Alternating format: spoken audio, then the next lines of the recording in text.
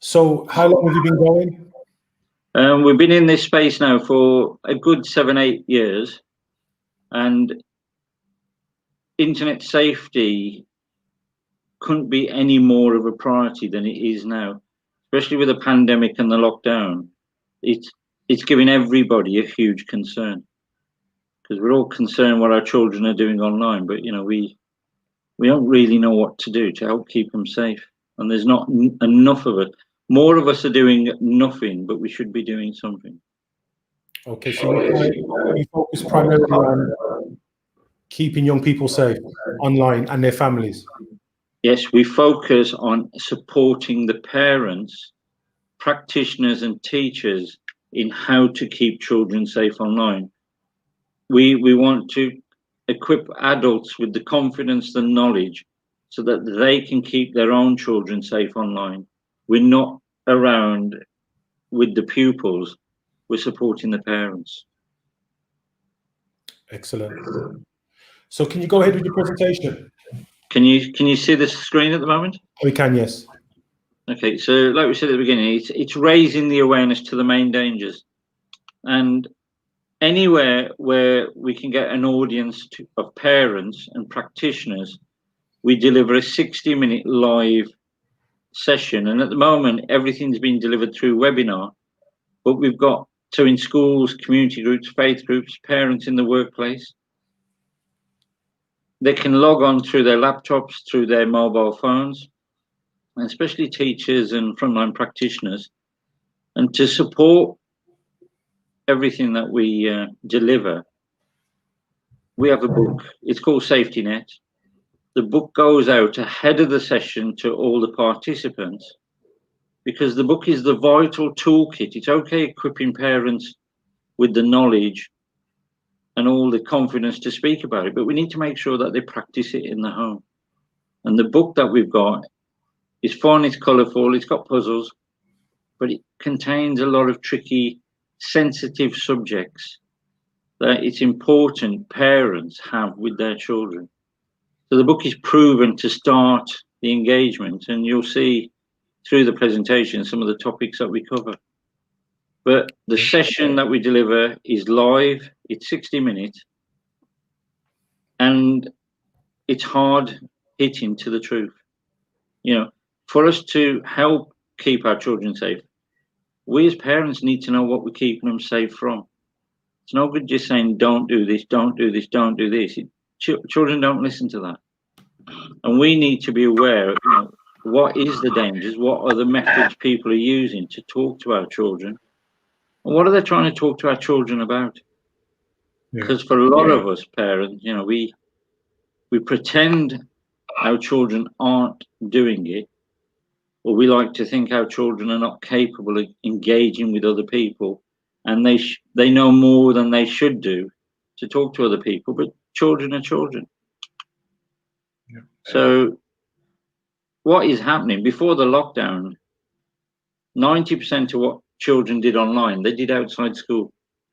Now it's 100%. And it's very simple. Schools are not going to be able to keep children safe online, because schools can teach a good theory and children get a good understanding of the theory, and children can be taught how to use technology positively. That's the great things the schools can do.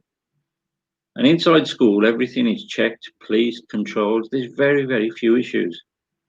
The problem is everything children do online, they do outside school, and they're doing it from a younger age. Minute they wake up, on the way to school, minute they've left the school, on the way home, all evening, all weekend. And in the main, it's not supervised. And Ray, you know, and I know, when you leave children on their own for long periods of time, it's very easy if you get into conversation with them to trick them. If we could bring 100 children into a physical room now, you and me could trick every single one of them. And parents worry about what their children are doing, but they don't really know what to do. And they need support, not the children. Children, they haven't got the life skills to recognize the dangers. and then they're spending too long on technology, that online gaming and social media, and it's leading to addiction and health problems and education problems, and they're suffering. And this is the age young people have the chance to go to school, to educate, to learn. And if they miss this journey, it's never coming back. It's no good parents saying after, I wish I'd done this, I wish I did this. This is the journey of learning. But we all have to agree that the internet is great. We can't talk negatively about technology because it's here to stay. Yeah. And we've all seen in the last few months, without technology, none of us can function. We couldn't be doing what we're doing tonight without technology. And those children and young people that use it positively, they can learn so much more, so much quicker. They can develop their knowledge base. It's not all negative. The internet is an absolute wonder. It's the best thing the world has done. But it's changed the world, and it's changed the way we have to parent. And for a lot of children, they grow up with it. But for us grown-ups, it just appeared. Bang, it was just there. And then we have to learn it through the newspaper, through the TV, through ourselves. So, the problem is, and it's very, very simple. When you give a child access to the internet, you're giving them access to the adult world. End of story. You can't sugarcoat it into something else. There's 8 billion people in the world, and anybody and everyone can use the internet. And out of those people, not everybody is who they say they are, and some people are evil. Evil is the central character of our book. We don't know if evil is a man, woman, boy, girl, friend, neighbor, family member, can be anybody. And online, you can be anybody. And children and young people trust too many people. They don't know there's a world out there of people who cheat, lie, trick, and they think everybody's their friend. And how do they know these people are their friend? When our children are young and we send them to the shops, we say, be careful how you cross the road. Do not talk to anybody, come straight back. If you're going to go on the bus, do not sit upstairs and don't talk to strangers.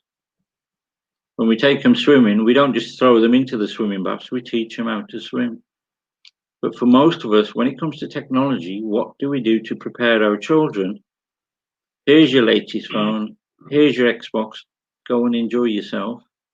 Yeah. And then we get upset when they've done something they shouldn't have done. So we haven't prepared them. We don't let them go on their bikes, it's too dangerous. You're not going to the park, it's too dangerous. You're not going into town, it's too dangerous. But this is how they learn their thinking, their critical skills.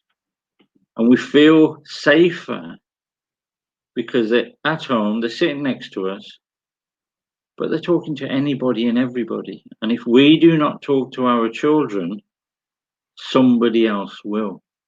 And the problem is they've started talking, and we're losing too many young people early by being their minds are being poisoned, and they're going into something that they're not. But we introduce the technology, and if we're honest, we've started using it as the cheap babysitter. And the young people then see it as a drug because they don't know anything else. They get hooked. And like I said, in school, they have a good understanding of the theory. Outside school, they apply none of it. If a child has got no more than 30 friends in the real world, they will tell you when you go into school, when you speak to a child, they'll tell you everything you want to hear. I don't talk to people. I don't message people. I block people. I know not to get involved. I get to know them first. But outside school, they can't even eat without taking a picture. They're sharing things. And if they haven't got more than 30 friends in the real world, how have they got 300 online? True. So it's the parents that need the support to know what the dangers are. And through the internet, social media, gaming. They're talking to people. They're sharing things. They're being tricked. They're being coerced. People get their trust. Because whether we like it or not, there are people with an evil intent online who want to talk to children, who want to groom children, who want to trick people, and also plant the seed of radicalization and gangs and drugs. It's a way of getting to younger people because we know the parents aren't paying that much attention. We have so many families, Ray, at the moment saying, I only see my children when they come down for something to eat. And then they run back in their rooms. And we've started to think that's acceptable. That our children, they're young, they're impressionable. And so we need to raise the awareness of parents to say, there's two natural reactions of us adults with our children. One is to raise our voice, and the other one's to ban them. Neither one works.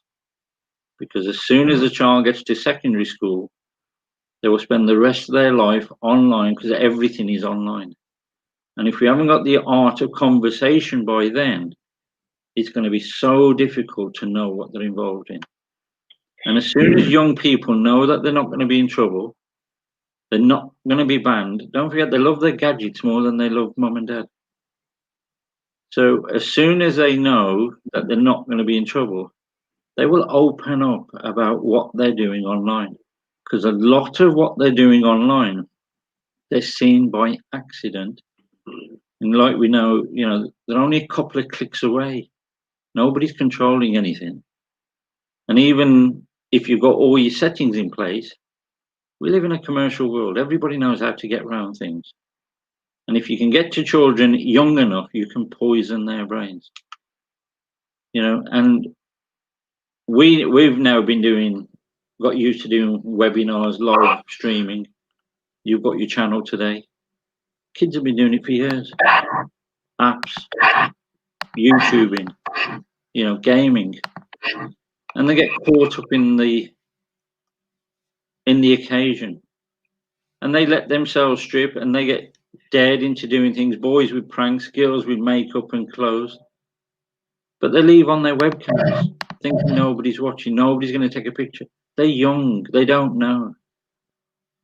And then if there is a situation, because they don't want to lose their devices, a young child tries to manage the situation themselves. And they can't because they haven't got the life skills to do. And we only find out about it when it's too late. But if children know, if we ask ourselves as parents, look, did we prepare them? No, we didn't. Let's start again. You'd be amazed at what children say they actually do. Because left alone, they become riskier. And when they're in their rooms, they're on their own. They're with their peers. And everybody's having a go, saying things. They haven't got the life skills. This image, all this content is in the book that we give every participant who joins our webinars. It's called sexting. It's an image where you're not fully dressed. 80% of year 6 children have now sexted. They haven't done it purposely. They've left their webcams on. They've run off. They've gone downstairs. They've got the chicken nuggets and gone back. It's on all the time. They've gone to sleep. They've got dressed. They think they're talking to the friend. Anybody can hack in. And some of the figures, you'll see the Internet Watch Foundation. This 98% of the live stream sexual abuse images are under 13 years old. That is telling you there's a whole load of people out there who have an interest in this. Now, whilst the world is huge, the internet has made it so small for us to connect with each other. And even if children don't know what they've done, or they're trying to manage in it, as soon as they get into their teens and adolescence, it can easily use to blackmail them, to groom them. And that's what's happening, and then lead to cyberbullying. And everybody gets involved. But, cyberbullying, it's not like bullying when we were at school and it just stopped there and then. It carries online and everybody gets involved. And it's such a big problem, especially when secondary school, it goes off to, it could lead people into harm, as we all know. Yeah. But the issue parents need to be aware of, if their child is over 10 and has an image of another child on their phone, or even cyberbullying with hate, it's a criminal offence. And if that goes into somebody else's hands, so they lose their phone, they go for an upgrade, and that is reported and the police get involved, if they're charged, they'll have a criminal record. It's no good them saying, Mom, I only did it because everybody else was forwarding it. I only did it, Dad, because it was a bit of fun. If somebody commits harm on the other side, and then that child, even before they've left school, their life has finished. What they're going to do, university, job, apprenticeship. Why do our children not pinch from the local sweet shop? Because we tell them as parents. But this is something parents need to be aware of, because it's a conversation not to have once, to have many times, because children will have growth spurts and different friends as they grow up. But it started very early, and it started in primary school. So, on our training sessions, we give the parents all the simple actions that they can do, not the technical ones. We talk about nothing digital. It's all about conversation. And we say to them, the quicker you report things, the quicker images can be taken off. The problem is children know they've sent something, will not tell anybody because they want to try and manage, and then the thing gets worse. We always say to parents, be open with your children, tell them they're not going to be in trouble. It's not their fault. Do not ban them. Do not shout at them. It will go underground. And children are young, and when they know they've got the support and safety at home and a trusted adult, they will be more open about what they're doing, because a lot of what they do online for the first time is by accident.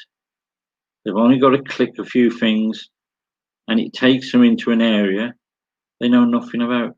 But the children and the curious, and if we're not discussing it with them, they'll discuss it with somebody else online. So leaving children alone, everything they see and read, they will start to believe. And we all know it's a school's job, it's a parent's job, it's trusted adult's job to shape a child.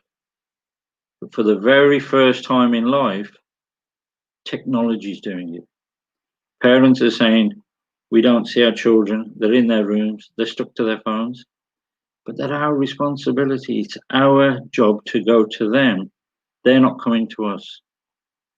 And at school, they're taught education, but they're spending more time online than they are in school. And when they're online, nobody's watching it. So they start to believe everything, and they start to educate themselves, and they start to think it's normal. And especially on social media. If they follow somebody on social media, it must be true. Doesn't matter what we say, because all their friends are doing it. But to us, we don't know who these people are, where they've come from. It's all about making money. The internet, social media, it's a commercial world. The government have tried to get the buy-in from all the corporates.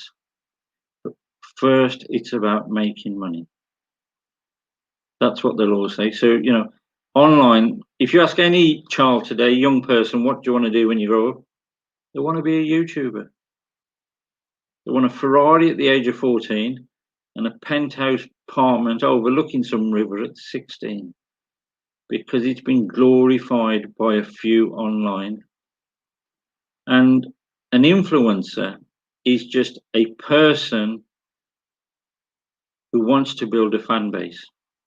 Now, the problem is, in the newspaper, on television, anything you read and see, there's a lot of censorship. It's controlled. On the internet, there is no censorship. You try and find me a 12-year-old who reads a newspaper. children do not sit with their families and watch TV anymore regular. Children watch it on catch up and then they watch the whole thing. There is no conversation on good or bad, what they liked and disliked. It's all one-way traffic. And as we've seen in the lockdown, Ray, you're probably the first one, in 10 minutes, you got yourself a six-pack. It was everywhere. You can diet, you can eat, you can play music. There's popular, good, positive role models, but there's a lot, and I mean a lot, that are very negative. And because they're not controlled, all they want to do once they've got a following is to sell their products, or brands and advertisers will pay them to push their products. Especially people who've got a belief, who want to generate interest, going to an influencer now.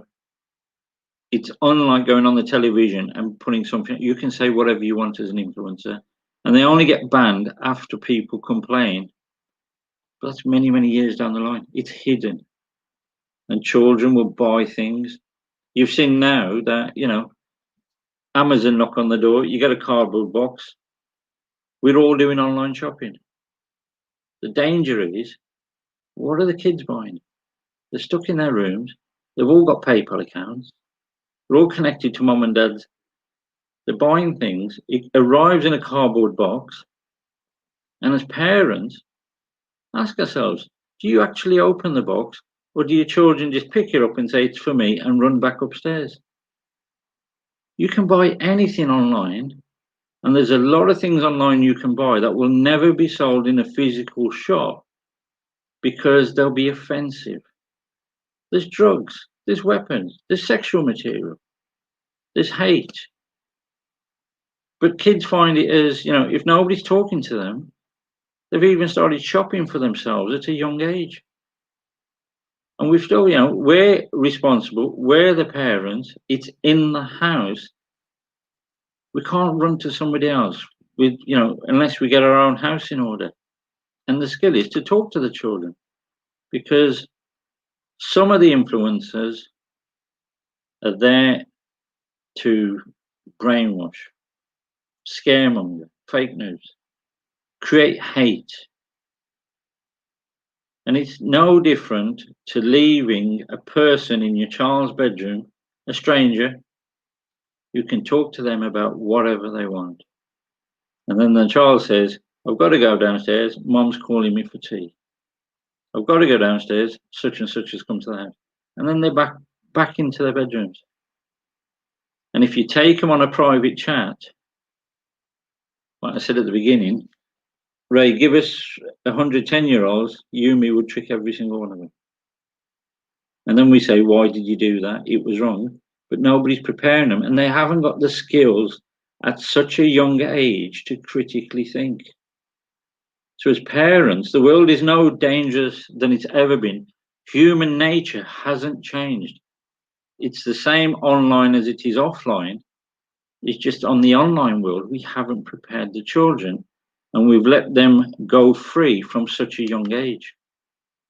And like we said, they all want to be on camera, and especially at secondary school,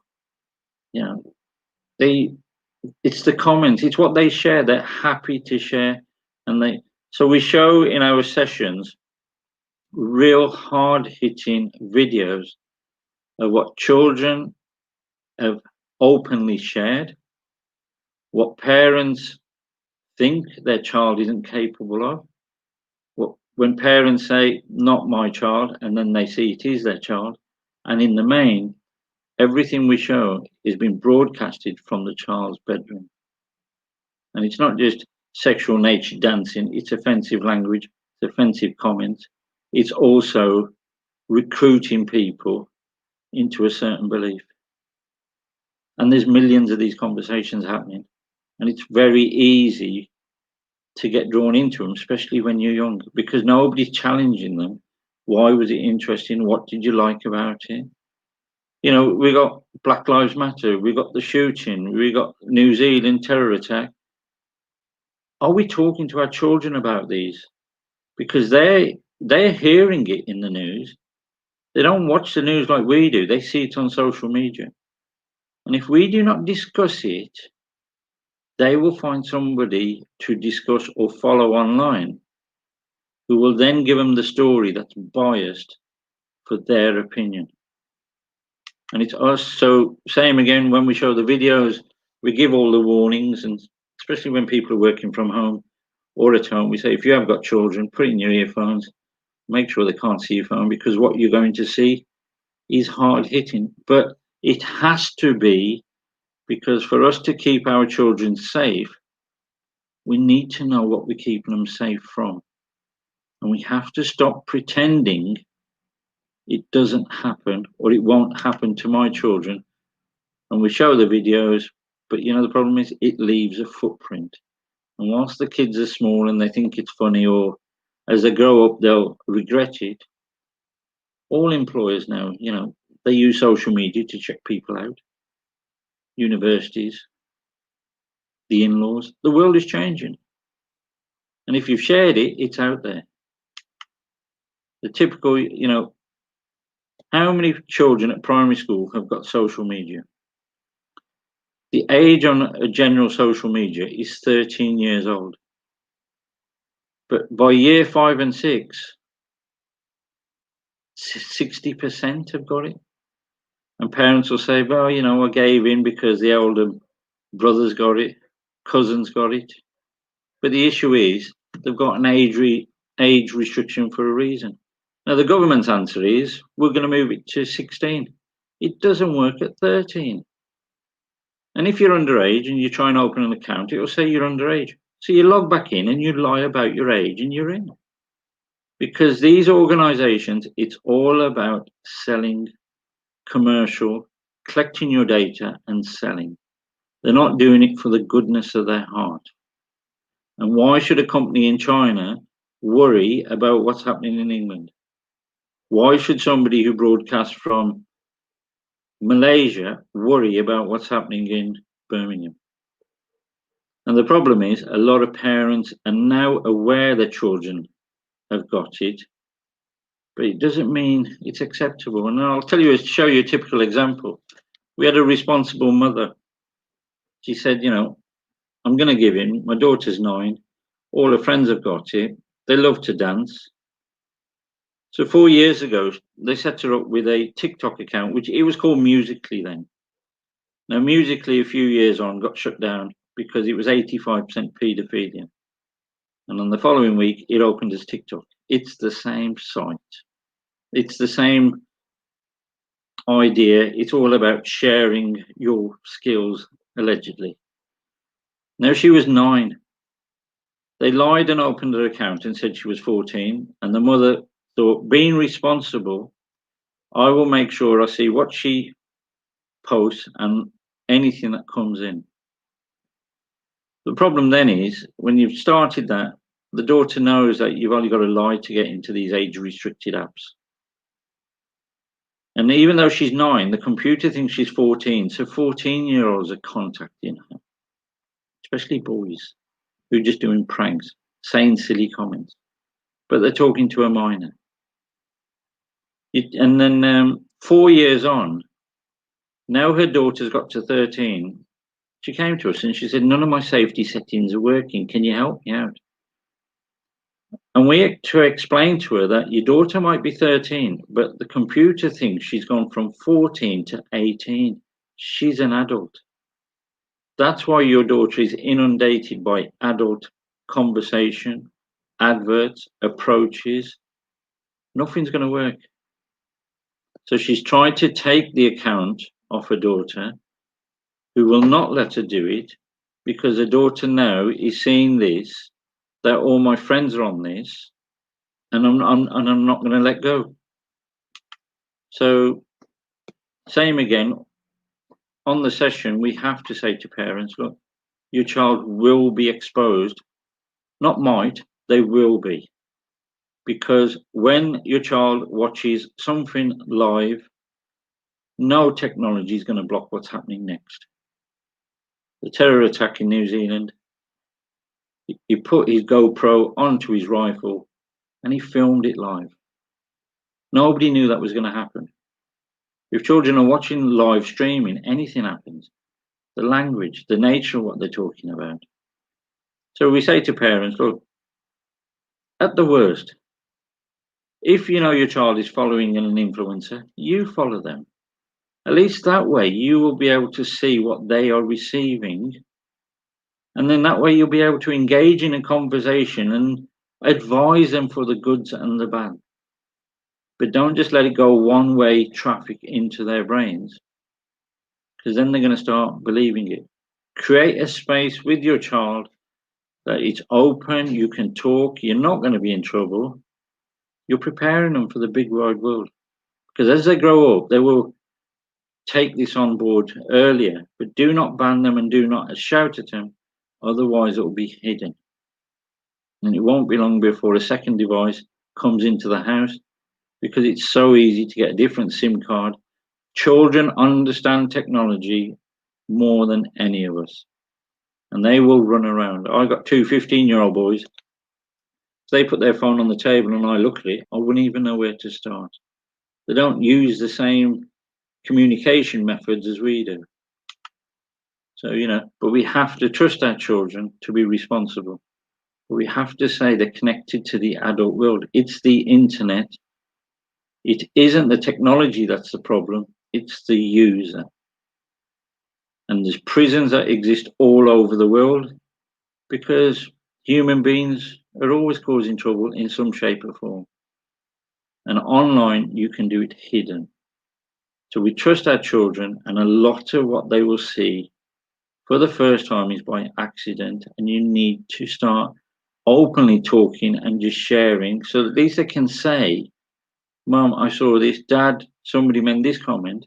We might not like it, but at least we can start putting the structure in place and the framework to start supporting them. So as they grow up, they will be open about a lot of things. But families, we're too busy. I'm tired, but we've got to be responsible. They're our children, and we're losing too many early to the poison that's been put into their brains. And it's by mistake. It's not their fault. They didn't know this world. And then in the session, we show same again, we'll pick up on open videos that are openly shared, for example, on YouTube. And when we put it on, you're shocked at the content. It looks like Peppa Pig. It sounds like Peppa Pig. It isn't Peppa Pig when it gets going. But how many parents have we had saying, I've got a 3-year-old, very clever, gets the iPad, jumps on the bed, puts on Peppa Pig, doesn't ask me anything, puts her headphones in. We're not even aware this content's going in their brains until you see it by accident. Listen to any 14-year-old songs in the car. I guarantee you it's full of swearing. And then we'll say, Mom, we'll say, switch it off. And they go, but Mom, but Dad, everybody's listening to this. Are we now dinosaurs? Is it acceptable? So, leaving children alone, everything they see and read starts to become normal. And when they get to 14 and we tell them it's not normal, it's too late. It's hard work. We've got to start putting the morals in. So same again on the safety settings, we say to parents, because too many are doing nothing, we've got to do something. And some settings, especially on smartphones, they've got 73 different settings. It's too technical. The companies know they're there to sell. They're there to sell data. They're there to sell adverts.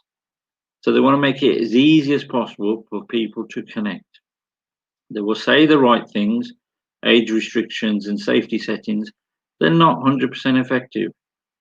And every time you complain, they say, we agree, that shouldn't have happened. We take it down, and then it happens again.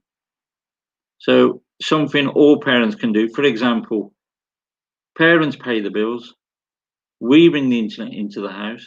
So for example, if you're with Virgin, just speak to them, pick up the phone and do it every 3 months, not once and think it's set for the rest of your life, because things change. And say to Virgin, I've got young children. I'm worried about the adult world. Can you put all my settings on for me? And then they will do that. And if you've got the ability to do it yourself, fine, do it. And they will hold your hand through it. But in the general, get them to do it.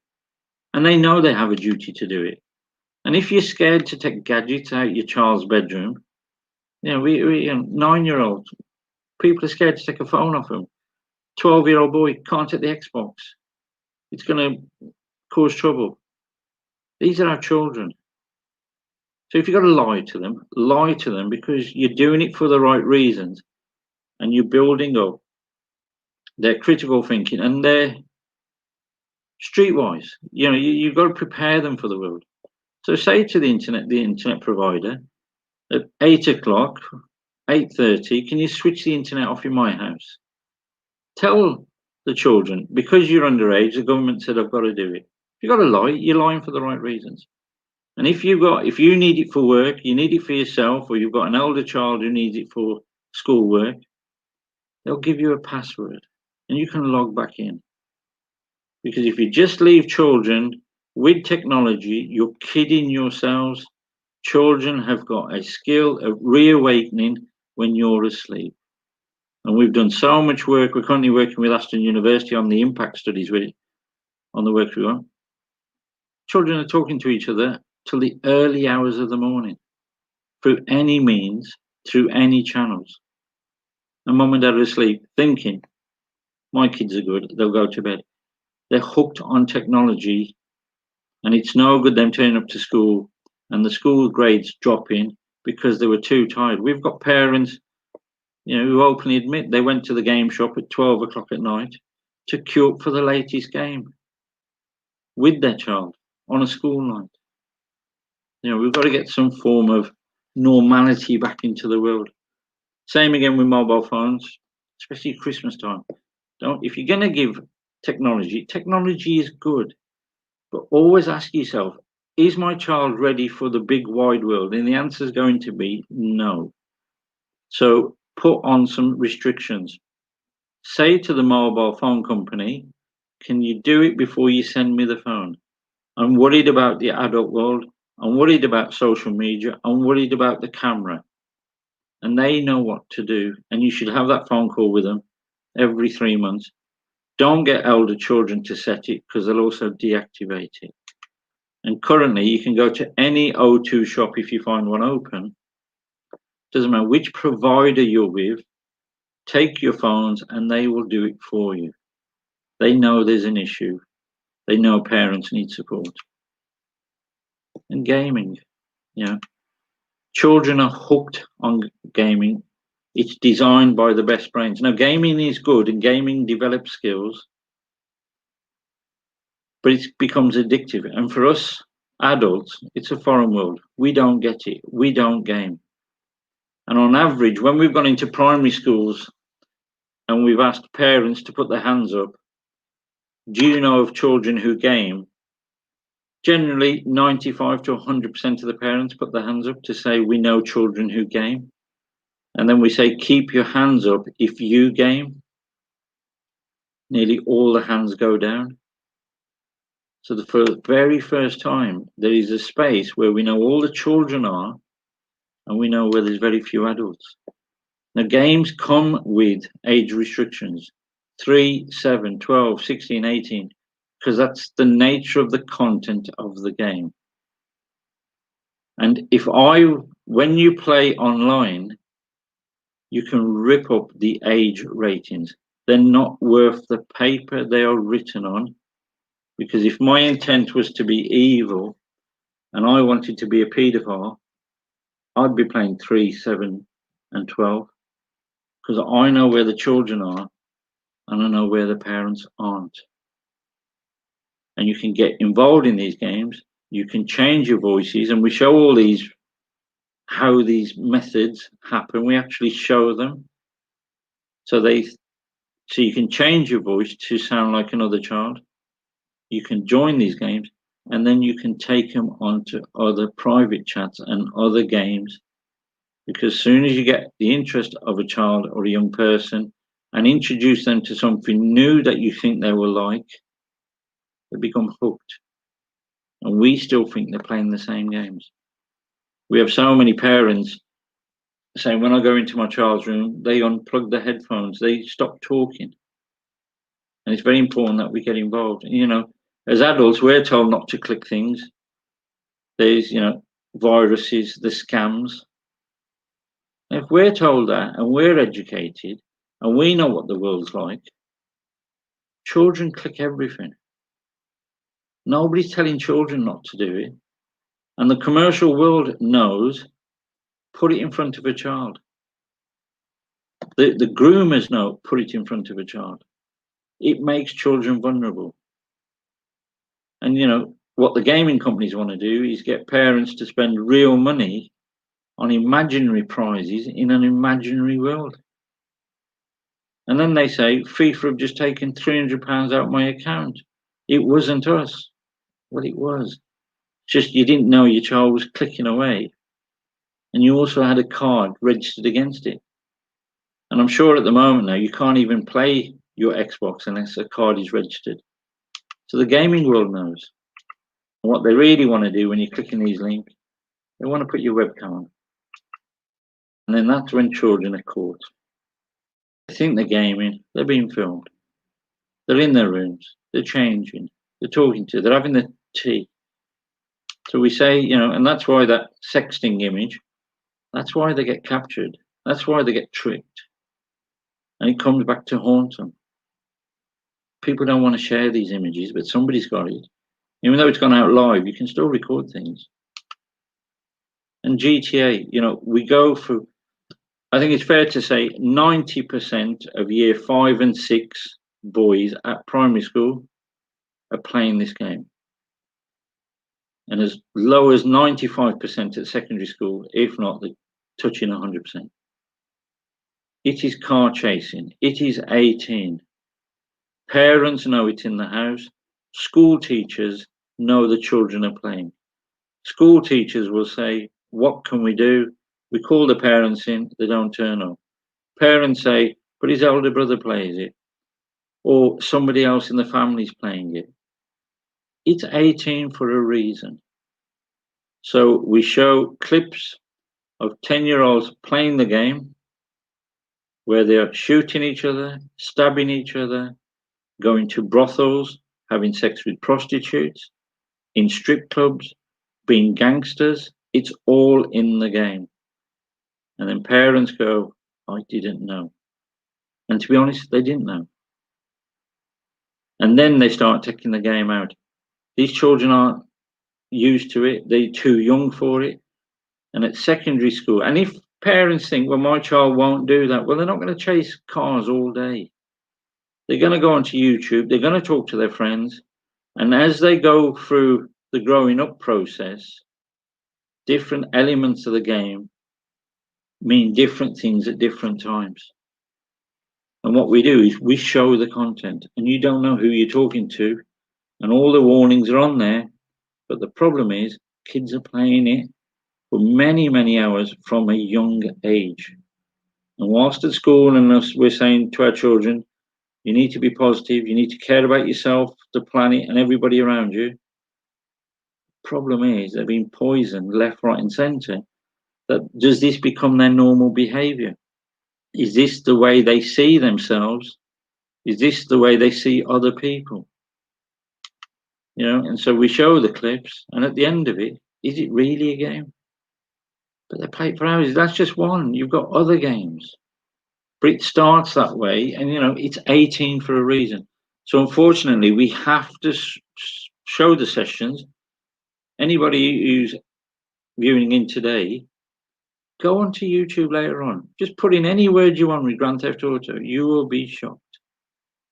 It's an adult game with adult themes. And the more dangerous you do things, the more the police want you, the more money, and you get rewarded with the imaginary money that you can then spend as an adult in an imaginary way. And it's no good saying my children don't do that. The whole game's designed to do that. And that's one of many 18 games. And GTA, I'm sure, made £2 billion in the first 3 days. As far as they're concerned, it's 18. We only sell it to 18-year-olds. And now what they do is they download it straight to your console because they don't want the conversation that parent goes in and says, can I have that game for my kids? And all we keep thinking, it's an upgrade, it's an upgrade. So so same again, we say to parents, take the headphones, don't ban them, take the headphones off them. Listen to who they're playing with. You'll recognize some voices, you'll recognize some aggression, and as a parent, you'll deal with that. But you'll also hear somebody else's voice, could be an adult, could be somebody that's changed their voice, but the content of the conversation is going a different way. Who else is in the house? Have you got your gaming in your own bedroom? What time are you going back into your bedroom? Can we play later on? Now, to kids, they don't know what's happening. They don't recognize these signs. Even though they've been taught, do not, do not, do not. These devices are drugs. And if we want to reduce screen time for our children, we've got to get them hobbies. You can't just switch it off. When you take your child on holiday, they don't miss the gadgets. But when they come back, they're all over it. And if their friends keep going up to 300, 200, 100, bring them down. Say to your children, I don't like the sound of that one. You shouldn't keep away from that. And they will listen. Because what all the child wants to do, as long as they don't get banned, I'll follow the rules. And then it will go up again and you bring it down, you filter them back out. Take the heads off it. It's important now and then. You can try to play the games, but does it really work? Probably not. But always say to them, never meet anybody who's asked you to meet online. And if somebody does, please tell me. We can deal with it. You're not going to be banned. You'll be amazed at what children will open up about. Because we all think our children don't look at it, don't watch it. It's in the news, coronavirus, it's everywhere. They're watching it on social media. The shootings, what's happening in America, they're seeing it on social media. It is not censored. And we have to talk about these things because there's fake news. It's lying. It's nothing but made up lies. But also, if it's not fake news, it's biased news. It could be all one-sided. And you can then take a pure young person and change the way they think. They no longer need to have an ideology. You can get them to hate anybody if it makes them feel better. You can then get them to do things that they would not naturally have done if they didn't have an outside influence. And we've all seen at secondary school gangs, the culture, the county lines, and exploitation of girls. Online, it's huge, but nobody's guiding them because we don't think it's happening. Like we said, not all good news, or not all news is good news. But these are young people. They're going to get scared. They're going to worry about things. But if we don't talk about it, it's not going to disappear. They will find out about it themselves. The danger is the brainwashing, the scaremongering, the exaggerations. And for them to feel better, they rather talk to somebody else than they do at home to trusted adults. We don't talk to our children, somebody else will. If a celebrity says where they eat, it's got to be good. Celebrity says what they look like and where, it has to be.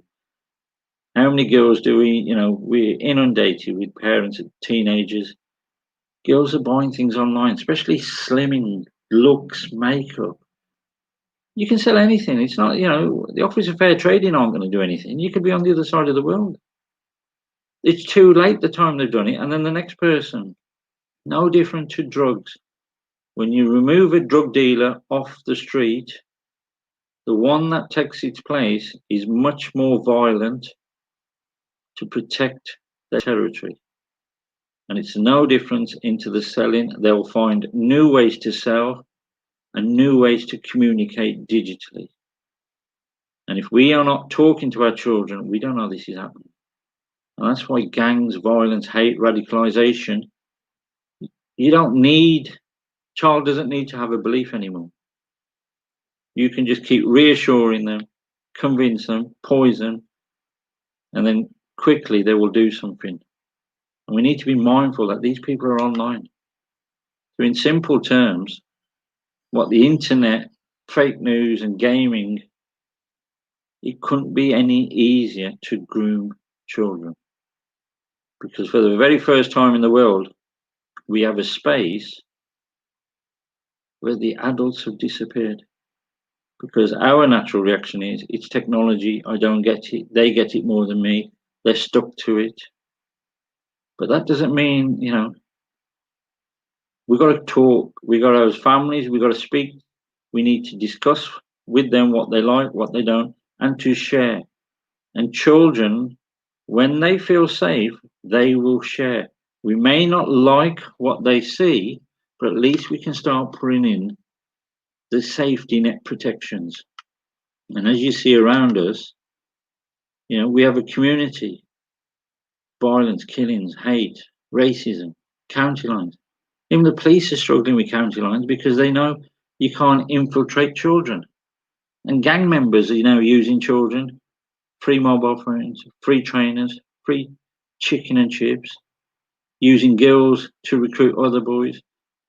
We got 14-year-old girls talking privately to 11-year-old boys, telling them how much they love them, for them to carry out an indecent act on a one-to-one online, then recording it, then blackmailing it, and give it to gang leaders to get them to carry drugs. It's happening. And we need to speak to our children about all the tricks used. Our sessions show parents how the methods work, show the videos, talks about the content, rather than saying, do not, and set this. It doesn't work. So safety net is talking and listening. It's a parenting skill. It's about us all sharing and starting to reduce the risks. Creating, everything's there, giving parents all the tools to help them have a conversation. And that's why with the book, everything is in the book. It's a friendly book. Every participant gets the book. And we then say to the parents, now you've had the knowledge, the awareness, the confidence, go and do the book with your children. Everything is in there, the content. It talks about sensitive subjects, and share with them. Get them to say, what do you mean, Mom, if somebody's being too nice? Somebody wants to meet. What do you mean people might trick me? Why is this person evil? What does evil mean? And then you've got crosswords and competitions so you can share your learning. And then when they finish the book, the school can give them a certificate, the community group, the organisation, the police crime commissioners.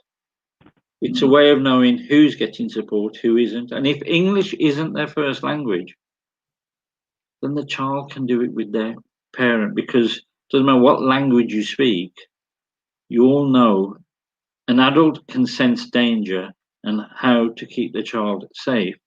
A child can't sense danger yet. When you say to a young child, don't go near the fire, it's hot, they will still go near the fire until they realise it's hot. And then at the end of the session, everybody goes to the website where they can sign up for the free parental guides that gives them all the safety tips in a practical way. Talks to parents as parents of what they can do practically to start engaging in their children. But we have to say, the world, we don't want anybody to fear and panic and think it's the end of the world. Human behavior is the same online and offline. It's just that children need the support, and so do parents. And us parents, we only find out after the issue. And that's why we're working with councils, local authorities, the police crime commissioners, the violent reduction unit, to get to as many parents to say, this is what we're trying to say. These are the methods used. Please, it has to start in the home, because that's where that's where all the communication is. It's unsupervised, and we need to get children to an age where they're more streetwise. So they sign up and they get the free parental guides. And then it's a big thank you on that one. You've gone quiet on me. That was powerful. Yeah. I purposely didn't say loads because, you know, we're very clear. You were very clear about what you're aiming to achieve around this work. We know, we all hear it, we feel it, but the challenge is on, and the online world is a world that is generally unregulated. You know, it's so big and vast. So your work is important. So tell me some of the success stories you've had. I'd like to say that we've gone into primary schools and we've addressed parents who have taken the games out the house, and then they've looked at the parents who still continue to let their children play, and it's because that these parents didn't attend a workshop. And what the Aston University Impact will show us is they were not aware of the content. And it's like with everything, education helps to fix problems, not just telling people what they can and what they shouldn't do. We've got families now, you know, who are talking more to their children instead of saying, before finding it acceptable that, you know, it's what children do. They only talk to us when they're not on their gadgets. So, and we've got parents purposely, and they've admitted it's hard work to find their children hobbies, but it's only hard work because they've got no interest outside gadgets. And so we've got communities together where, you know, they've then found out somebody's got a cycling club, somebody's got this club, and then they can get together because they all know otherwise we're in this space where children will get lost very early because of what's going into their brains. And we've got this session, what it's really done, it's shaken us all to say it's our responsibility first. But, you know, but we all run to the school saying, can you help me with this, sort this out? Why are you not doing anything about it? The school are there to teach. And these issues have got nothing to do with teaching. You know, we have that many practitioners and teachers now worried about their own reputation, but especially at secondary school. Secondary school kids are making comments about teachers. But, you know, teachers are unaware this is happening. Practitioners are unaware this is happening. And really, all we're showing parents is what the kids are actually watching, what the kids are actually involved in. And the evaluation will also show that, you know, 90% of parents will say, it's not my child. But then all of a sudden they're shocked.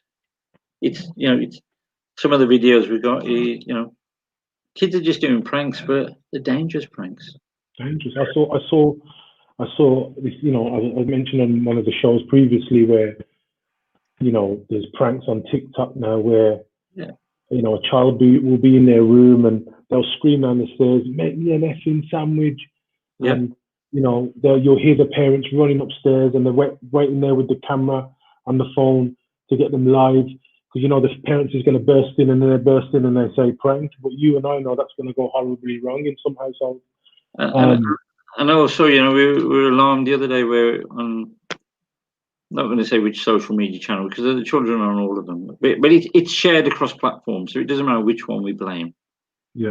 People are walking down certain streets in certain towns of ethnicity, taking pictures of the houses and commenting on what type of person lives there. And, you know, but it's encouraging people to get involved.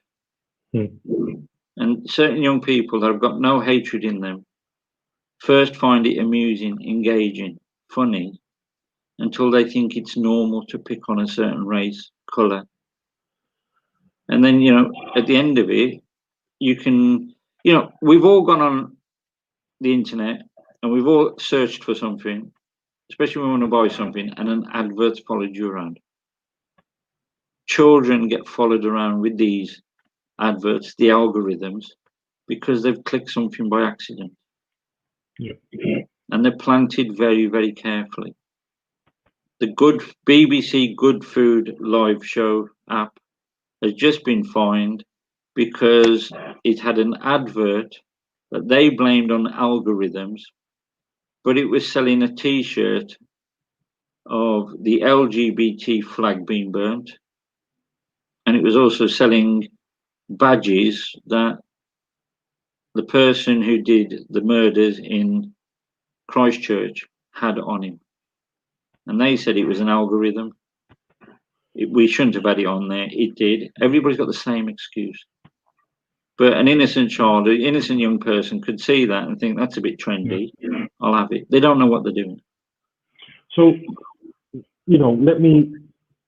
some of the things that I extrapolated from your presentation there. Not only were you saying for parents to monitor their young person's online footprint, but also if you're going to take things away, replace it with something. Yes. And that's a challenge in and of itself, especially, obviously with there's less vocational activities now, out of school activities now, clubs, obviously because of COVID. But it is really important what you're saying. You can't, we know the principle. You can't replace an addiction. If you're gonna replace, you have to replace an addiction with something else. You can't just stop the addiction. But we started the addiction because we turned it into a cheap babysitter. Yeah, the iPad. Yeah, we started it. Nobody else started it. Yeah. And then we say, oh, it's too difficult to find them an interest. Through your channels, you've got so many people who are doing so much good work. It is our job to get off our backsides and find these activities. What we're really doing is strengthening the abilities of our children to think for themselves. And what the internet has done, we have to do it quicker than we've ever done it before. That's a solid point. Point. Ash, that's beautiful. We have a tradition here on Safe Guidance TV. We ask you some questions. It's called the 3Ds. Before I say that, in the comments, I've put the contact details for Skips Education and what they're about. So if anyone who's watching this, feel free to link and contact Ash directly. The work is important, and you're speaking to people all over the country, Ash, because the challenge is on. The internet is like you said, it's liberated in so many ways, but also, many people would have suffered without Amazon and the lockdown, but also, it's taking young people and adults, let's be honest, into spaces that are full of risk and dangerous. So I'm going to give it the 3Ds. So the 3Ds is, number one, what's your favorite dish, as in cuisine? Number two, what's your favorite destination? And number three, what are your dreams in terms of the work that you're doing? So first D, what's your favorite dish, Ash? My favorite dish, that's the one. It's anything with fish. I'm not really fussed. Yeah. But okay. I'll eat any type of fish. Okay. And second one, and you probably 3 days, three. I've had 3 shows this week, and you're the third person that said fish. So the second question, what's your favorite destination? So when hopefully the lockdown is eased up and people can start moving around a lot easier, what's your favorite destination in this? The heart of London. I love the buzz. I've always loved the buzz. And really? I think it's the best place in the world. Okay, you're a London man. Well, only for days out, not to live there. Okay. So, and finally, in terms of your work around keeping young people, children safe online, what are your dreams? What do you hope to see? Because what I do like about what you were saying is you were challenging some of these corporate spaces that really, from a capitalist perspective, are just, they're not doing enough in your ideas. But what do you hope to see over the next 3 to 5 years?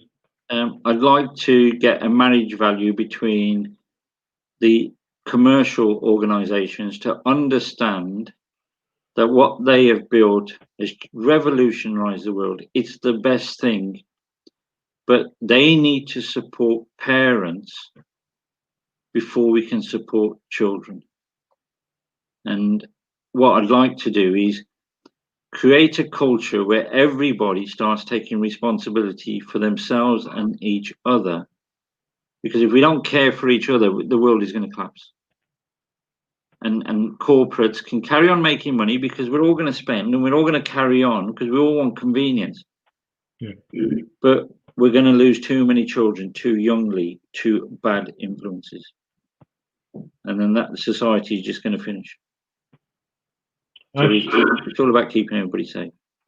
Ash, that's what you call finishing strong. Thank you, appreciate you. Ladies and gentlemen, you can find the details in the comments. Reach out to Ash, follow their work, you know, promote it, contact them, get them in your communities, in your faith groups, online. This work is so important. Thank you all for tuning into Safe Guidance TV. Ash, I'll see you soon. Okay, and everybody take